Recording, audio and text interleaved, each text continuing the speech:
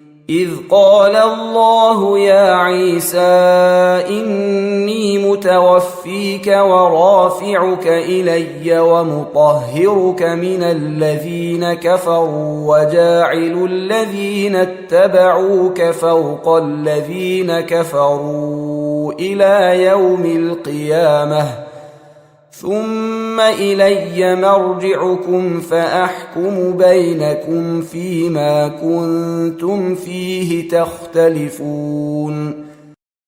আর স্মরণ কর যখন আল্লাহ বলবেন, হে ঈসা, আমি তোমাকে নিয়ে নেব এবং তোমাকে নিজের দিকে তুলে নিব, কাফেরদের থেকে তোমাকে পবিত্র করে দেব, আর যারা তোমার অনুগত রয়েছে তাদেরকে কিয়ামতের দিন পর্যন্ত যারা অস্বীকৃতি জ্ঞাপন করে তাদের উপর জয়ী করে রাখব। বস্তুতঃ তোমাদের সবাইকে আমার কাছেই ফিরে আসতে হবে। তখন যে বিষয়ে তোমরা বিবাদ করতে, আমি তোমাদের মধ্যে তার ফয়সালা করে দেব।